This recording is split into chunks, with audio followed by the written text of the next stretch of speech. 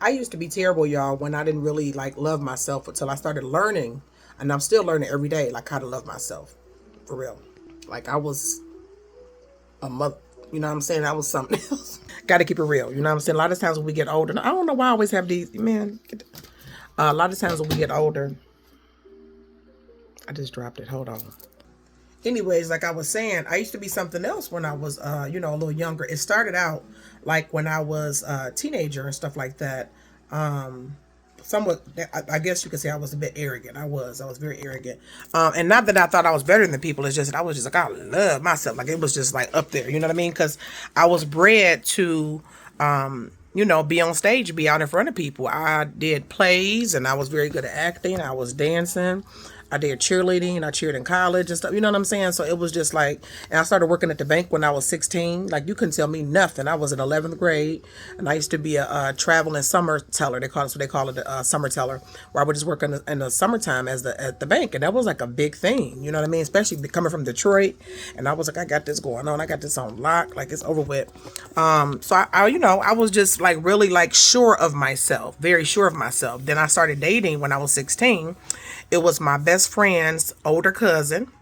I had never kissed a boy or went out with a boy. I never held hands. It was like nothing. And of course, a lot of my friends and stuff, by the time we was in sixth, seventh grade, they was already kissing. And back in the day, the boys used to hit the girls on the butt with their brushes. Listen, I'm old. Now that I think about it. Let me explain. Okay, so the boys used to have these waves. You know, you ever seen the boys walk around with that, and they would be pop you in the butt, and that would let the girls know, like, oh, he liked me and stuff. That never happened to me because I ain't never had no butt, especially growing up in the city. You had to have, this is before all the BBL craze. This is like you had to have natural. You know what I'm saying? And I didn't have no natural. It's just what it is. So, anyways, I started dating him, and then he was like my first everything. It was like traditional dating. He had to call my stepfather and ask if he can call me. And then we started dating. We would go to church together all the time, like all the time, because his family was deep in the church. So they was apostolic. I was Baptist. That was causing some issues. We ended up getting engaged and everything. Like he proposed to me on Christmas and stuff like that. So he would treated me very well too, until like the end. But he treated me very well, right? Very, very well. Like for him, especially for him to be, he was 2 years older than me. From be a teenager, he worked. I always attracted men that worked. I don't attract men that don't work. Okay, if I do it, they don't talk to me. I don't know, no judgment, but I don't. Okay, I'm just saying.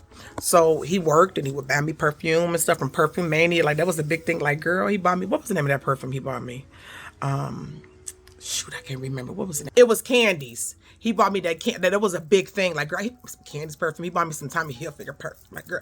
So I really love perfume. He used to buy me flowers. He used to read me poetry. Like, he was like really, he was doing more stuff than a lot of the men these days. I haven't been on the dating scene, but for what I'm hearing, documentaries and things I watch and vlogs, men don't like to do stuff like that. So, I mean, I was just like, what? And then towards the end, he got a little weird, okay? And what saved me from that relationship and what saved him probably for me as well is that we went through premarital counseling, right? I was very close with his bishop and his mother at the church. She didn't call herself first lady. She called herself mother. And they were asking some hard-hitting questions, okay? And the questions they was asking was revealing things to me that at the time, of course, I didn't think to ask because I was young. And so revealed some things. Me and him broke up. And I was, single for a little bit. Now something happened within my family, and it was just terrible. Like so, it kind of shook some stuff, a little bit. And then this is when I started becoming unsure because I started seeing people's true nature. Right? I saw just how callous and stuff they were, and I was just like, so maybe at the time you're young, and say that you go from being like what they would consider the golden child. You go from being the golden child to the black sheep. That is a huge, drastic change.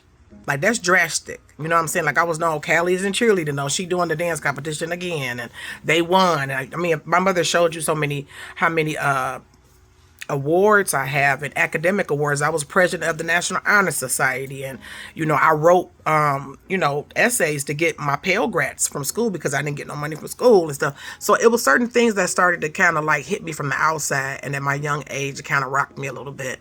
And then I had became pregnant in my 20s and I had lost that baby, that really was just like, whoa, you know what I'm saying? So after that happened, it's like I kind of went into myself. And when I went into myself, I fell off into a generational curse, which was drinking. And I used to actually judge my aunties and them. We used to be at the family reunions, they was drinking. I used to be like, this is my arrogant age. I'm assured, you know what I'm saying?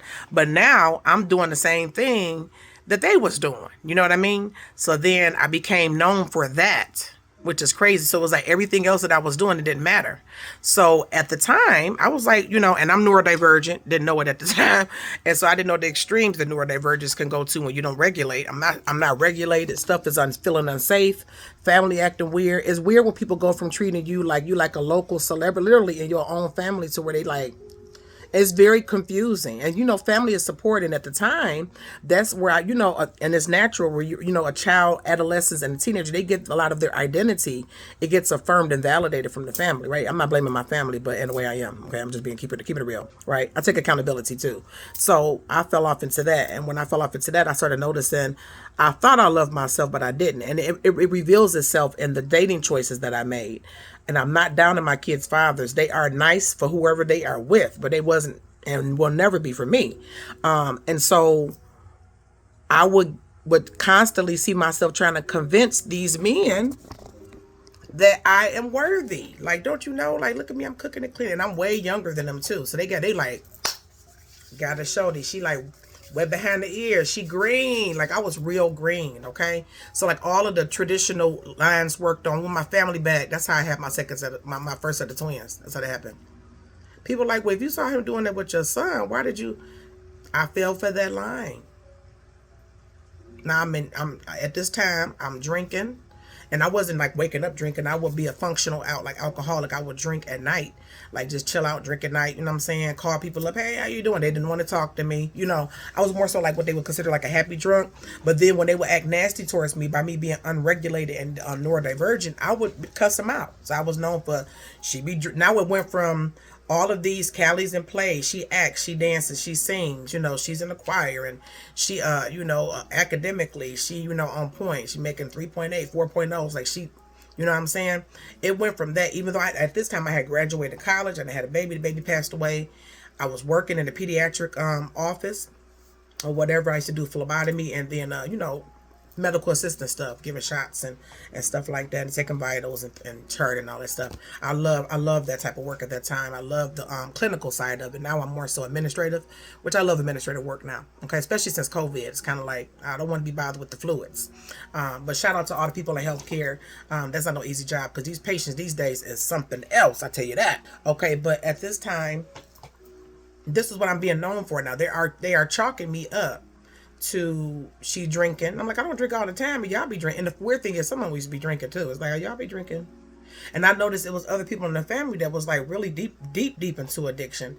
They really didn't do them like that. So I was really like, to me, I was really confused. So in this confusion, and then me thinking that I love myself, but you can tell by how I was letting my kid's father and my kid's father just do. He was just able to do basically whatever he wanted to do. And I thought, I'm going to cuss you out because I'm from the hood. At this time, I'm sitting in the suburbs. I'm going to cuss you. I'm going to let you know about yourself. But if you keep cussing somebody out, especially a man, especially an older man, they like, girl, please. And you ain't doing nothing about it. You get basically saying, oh, you could keep treating me like that. And at the time, I didn't know that. Right? So that's romantically. When it came to friendships, I had a friend that we had been friends since we was little girls. Our mothers wasn't friends, but they knew each other. They used to be cool when they was younger. And our grandmothers was like this. So we like third generation like friends, okay? I love this girl like a sister. I never judged this girl. And I was noticed even in my friendship, I wasn't loving myself because she would like try to put herself above me all the time. And at the time, I'm feeling bad about myself. The men treat me wrong and stuff like that. So I would just be taking it, like listening, like, oh, okay, well, And so she would, always sneak dissing and stuff and always saying little stuff and always saying stuff in front of people to embarrass me. And I didn't get that at the time. So now we have romantic, we got friendship, now we got family. With the family, they were like kind of very dismissive. I don't think I had nobody ask me, well, why are you drinking like this? They just kind of assume, oh, well, because that happened, or because, she lost the baby and stuff like that. And some of those things were correct, but it was never a question. And I was I was judged very, very harshly. And then I would look at like aunties and uncles of them that was like doing way worse than that, and they wouldn't be doing that to them. So it was confusing to me. It's confusing. And so I dealt with them. They would be saying all sorts of little stuff. You know how she is, and don't no man want her. And you need now I got all of these kids, right? Now I got all these kids, and I decided to be single. So as I'm deciding to be single, I started getting this whole time I'm talking to God, right? I'm talking to God the whole time. The whole time he never stopped talking to me. It's just that there was certain levels of awareness that I hadn't submitted, and I didn't recognize that I had to submit those areas at all.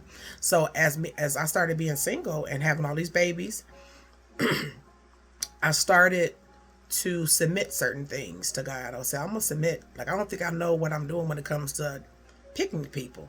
You know, because I thought I picked them and they work, they look good, and you know that's all it did. Was like no. So and then with friends, my friends kind of seem like they like to sneak diss me a lot in front of people. You know, and I don't like that. So I pulled away from them. Family, I pulled away from my family, especially when I started finding out some of my kids were neurodivergent. Because remember, they blamed me for everything else. They were starting to say, oh, your kids don't know how to act.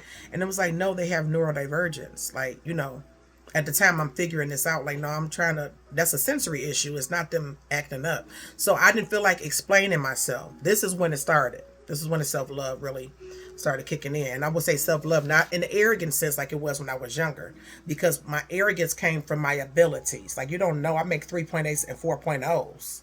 My arrogance came from my looks, because, I mean, you know, I was, you know, I'm on this source of picture. I was, you understand?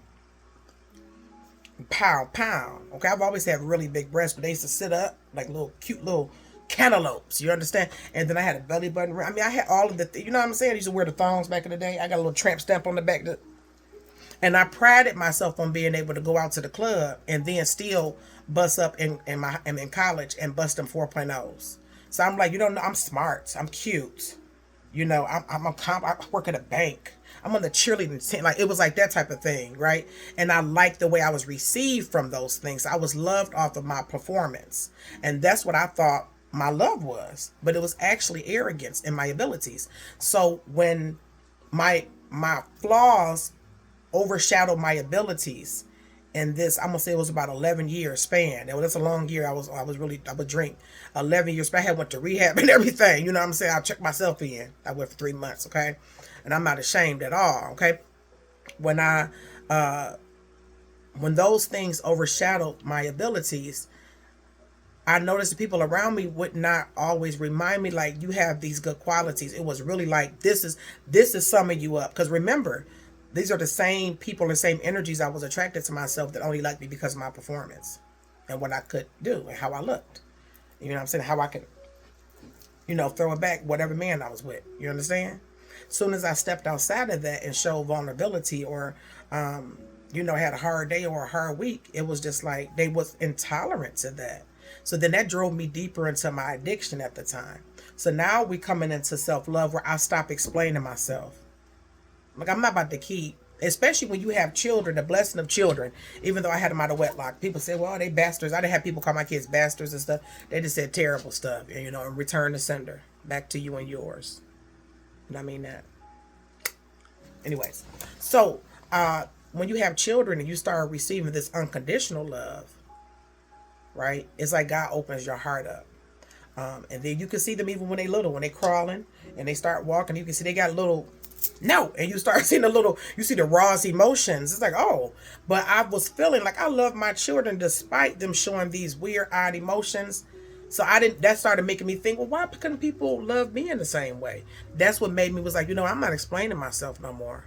So here comes the major cutoffs. And then, of course, when the only two versions of me they knew was the hyperachiever. Like, it was nothing to me. You understand? It's nothing. You understand?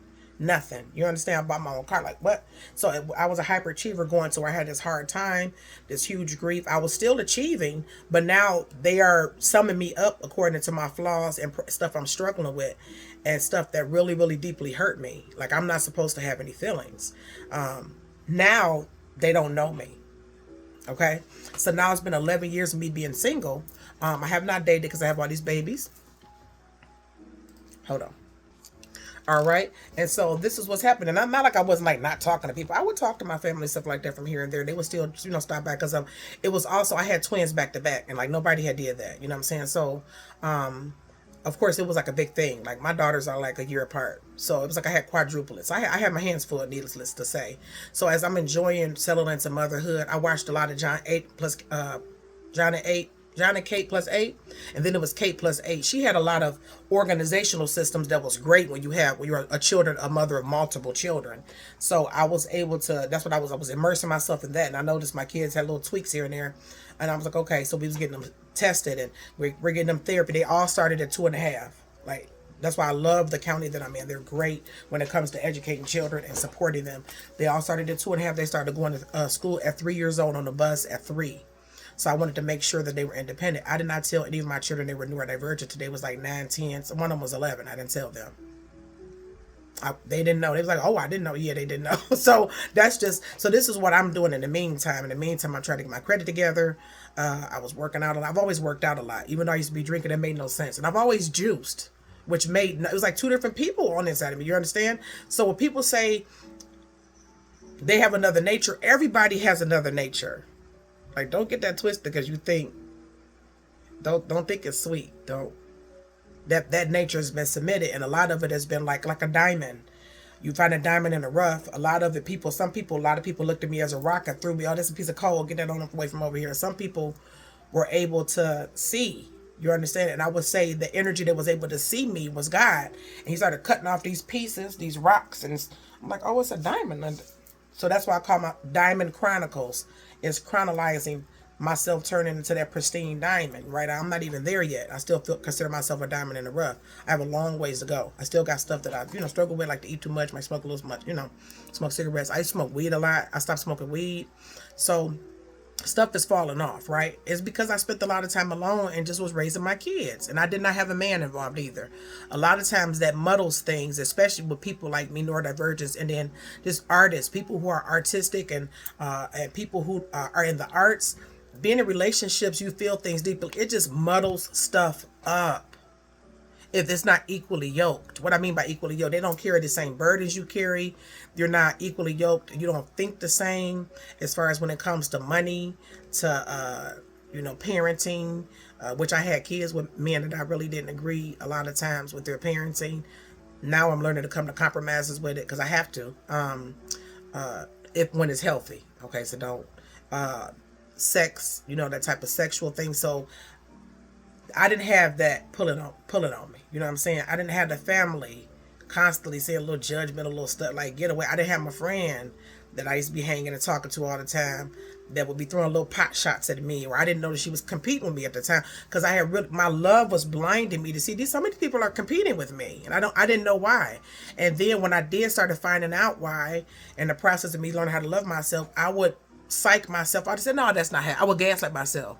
Because I'm like, I did not look at them that way. And myself, I'm just a perfect little, and no, you just heard me say that I used to be cussing because of people out and drinking all the time. You heard me say that. I was a nighttime drinker. Like, what are you talking about? I had babies out of wedlock. So they could cut all that stuff where you think that you're some goody two shoes and I'm vanilla. Where you get that from?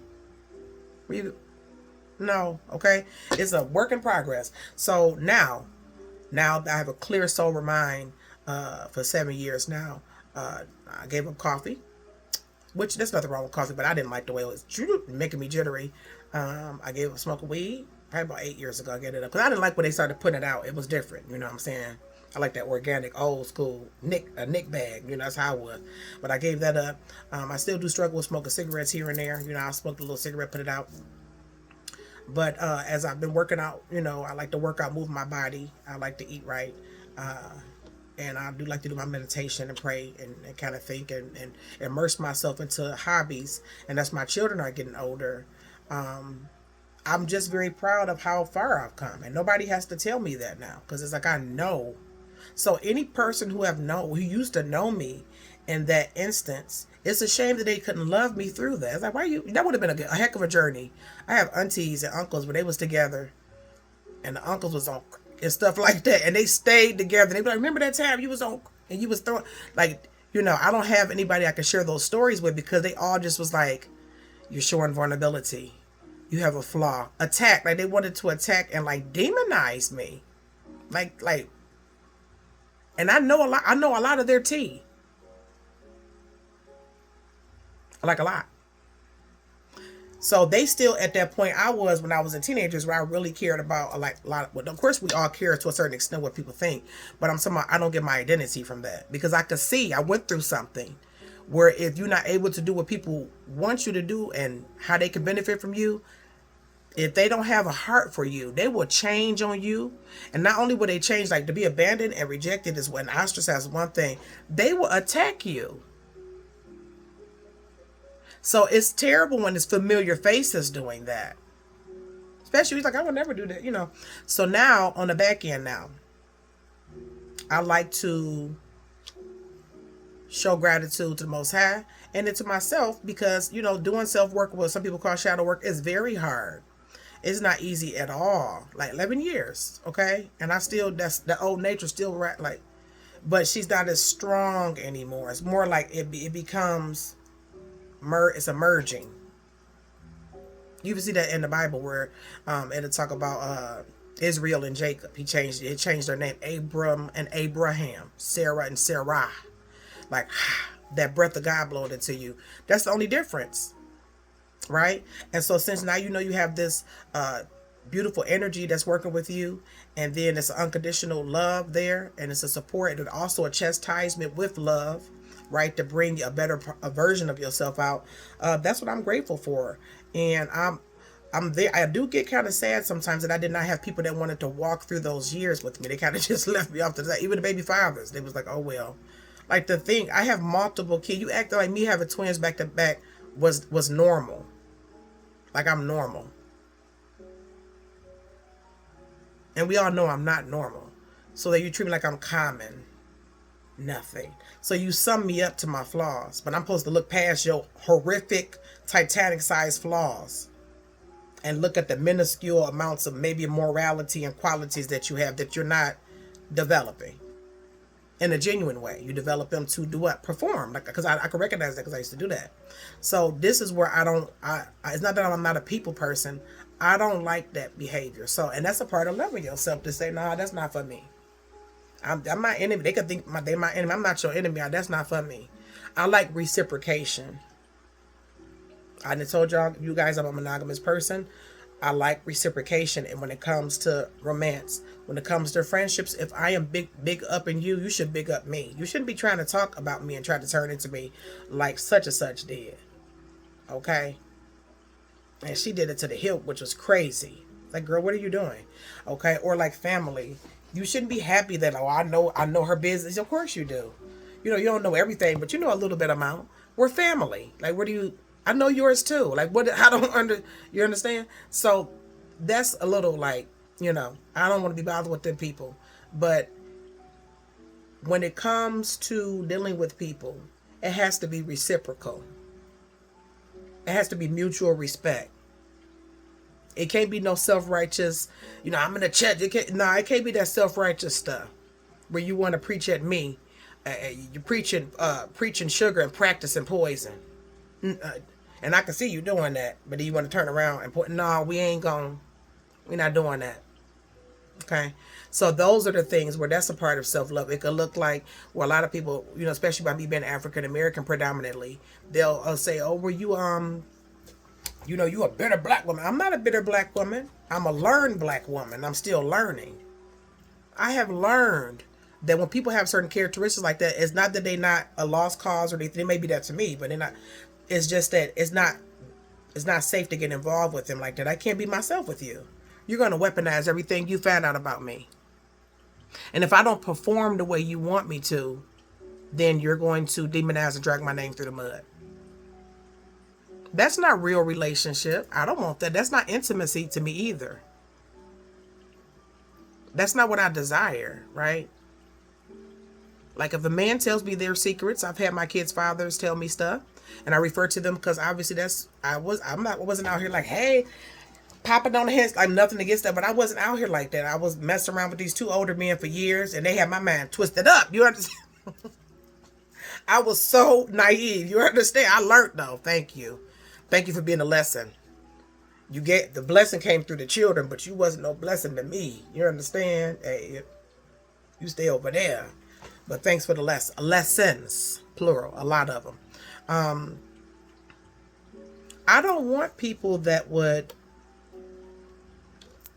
want me to be one way towards them and they're not that like that towards me. Like at all.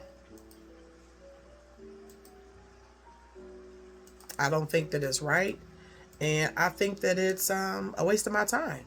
That's part of self-love. Like I love myself, right? I love myself. And so then I started measuring my self-love up against the scriptures. Because I told you guys I used to be arrogant back in the day. So if, the Bible says, if somebody causes division, warn them once and then twice, and after they have nothing to do with them, that's showing you how to have a strong cutoff game. If somebody is causing division in your life, they're trying to divide your peace, trying to divide your self-esteem, trying to divide your gifts, and trying to divide your parenthood, your motherhood, your womanhood, or your manhood.